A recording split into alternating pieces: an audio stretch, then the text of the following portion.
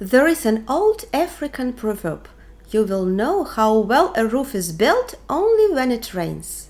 We all know people who have faced hardships. Some of them can cope well with stress, and others break down psychologically and then recover.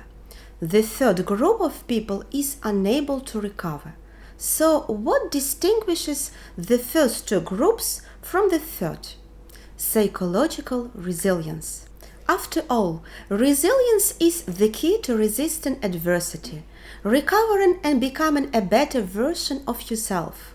Life's trials are inevitable. How we respond to them is a product of resilience we develop during life. So resilience is not the end goal, it is a gradual process. It is a set of various psychological skills, it is a way of thinking and a lifestyle.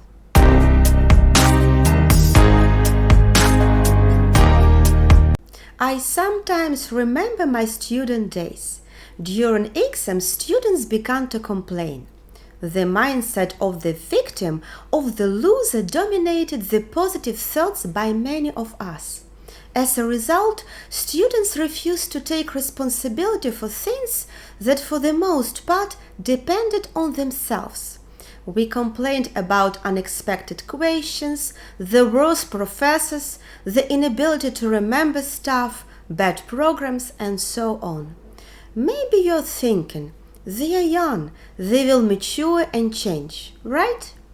But unfortunately, this mindset can last a lifetime. As we get older, we continue to complain. I have the worst boss, it's all my colleagues' fault, my salary is too low, our government is terrible, and so on. But even if there is some truth to this, it does not deny the fact that we are responsible for our lives, our choices, and our actions. Our lives depend mostly on us, even if it seems that someone or something is to blame for our problems. Maybe you want to quit smoking or lose weight. You need to realize this by taking certain steps and changing your behavior. For example, start exercising more and completely revise your diet. It is 100% your responsibility. People often find excuses such as lack of time, money, family, and so on. But at the end of the day, they should not blame anyone by themselves if they do not achieve this goal. Our choice, whether we do it or not, is our responsibility. If we realize this, if we believe that we are responsible for achieving the desired result, we can achieve positive change. This is the mindset of a resilient person.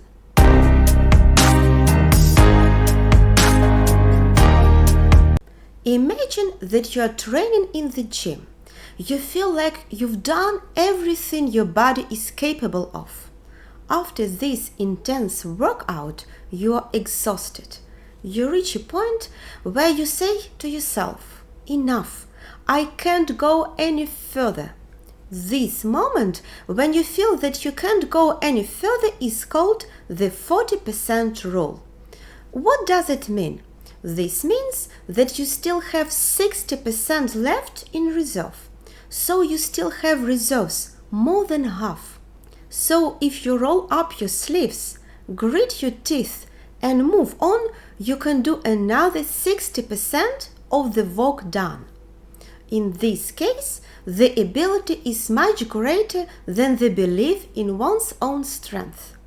We all have certain beliefs or ideas about what we are capable of.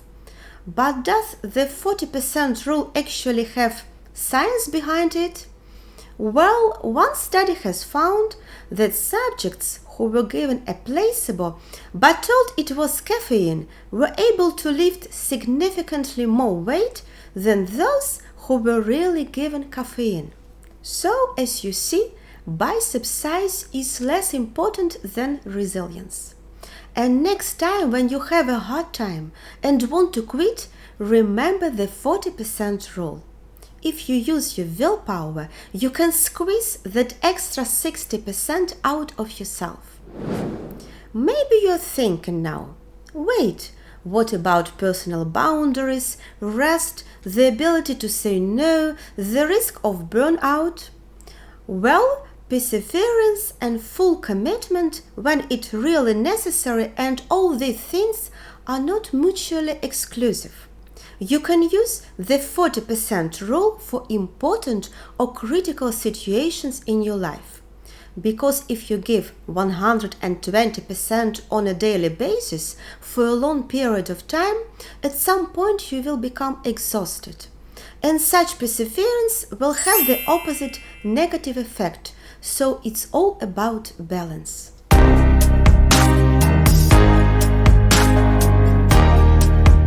Have you noticed that the majority of famous people, leading innovators and world leaders have a clear daily routine? Steve Jobs, known as the co-founder, chairman and chief executive officer of Apple, wore the same clothes every day and ate the same things for breakfast every morning. Mark Zuckerberg also wears the same thing every day. Jack Dorsey, the founder of Twitter, has a clear schedule of activities for each day of the week.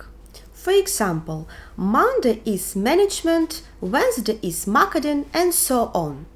Of course, varying of eating the same every day is not the key to success.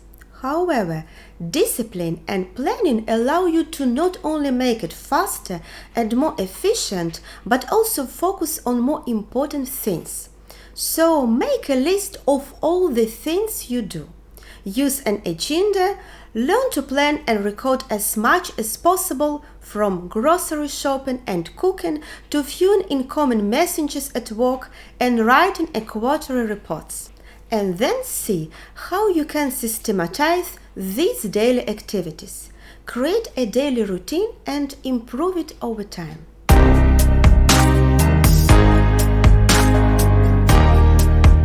Life goals are the key to happiness. What you do is not as important as why you do it. One who knows why to live can withstand almost any challenge in life. When you have a goal and work hard to achieve it, your psychological resilience will grow. So find your own why. One of the best ways to achieve your goal is to break it down into small steps. Set small and realistic goals, develop a plan to achieve these goals, and move in the right direction step by step. Focus on what is right in front of you, not the adversity or failures that may befall you.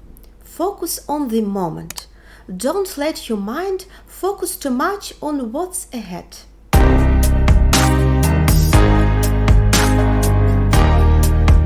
How you think can play a significant part in how you feel and how resilient you are when faced with adversity. When you are overwhelmed, it can be hard to think about anything beyond the current moment, but it's still important to try. Doing so may just help you put things into perspective. Try to identify areas of irrational thinking, such as tendency to catastrophes or assume the world is out to get you, and adopt a more balanced and realistic thinking pattern. We usually upset ourselves about our interpretations of events rather than what really happened. For instance, if you feel overwhelmed by a challenge, remind yourself that what happened to you isn't an indicator of how your future will go, and that you are not helpless. You may not be able to change a highly stressful event, but you can change how you interpret and respond to it. Keep in mind that you can alter the way you respond to what is in front of you.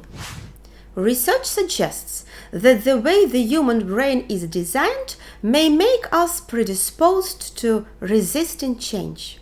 the parts of the brain relating to instinct, emotions, memory, and habits require less energy to use than the prefrontal cortex, which is associated with decision-making behavior and complex thinking. Humans naturally use the reflexive areas of the brain more often. While many changes are good and necessary, some changes are difficult to inspire. Accepting change can be difficult as well. Still, accepting that all change can be helpful. Certain goals or ideas may no longer be accessible as a result of adverse situations in your life. Accepting circumstances that cannot be changed can help you focus on circumstances that you can alter. Ask yourself, what can I still do? In many cases, you will find that your life is unchanged, even if an upsetting event has occurred. It's more a preference than a necessity. It's hard to be positive when things are going wrong, but looking on the bright side keeps you going. Being optimistic means that you expect good things will happen to you. Try visualizing what you want to achieve rather than worrying about what you fear. But don't avoid the things that scare you, because when we avoid scary things, we become more scared. When you face your fears, they become less frightening. To survive the hardest situations and still accomplish goals, you need to find your own balance of a positive outlook with a realistic view of the world. And last but not least, try to learn from your past. First of all, you can learn from your mistakes. If you tried something that didn't work, try it in a different way next time. See what went wrong and go from there. Whatever happened in the past, it helped bring you to this point, right? By looking back at what was helpful in previous times of distress, you may discover how you can respond effectively to new difficult situations. Remind yourself what you've learned from those experiences and what occurred that made you desire change in your life. Learn self-help techniques to deal better with adversity and stress in life.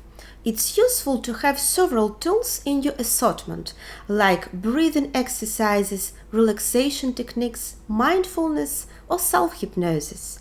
There are also anchoring techniques to anchor positive emotion and memory to help ease panic attacks, stressful situations, and mental health issues.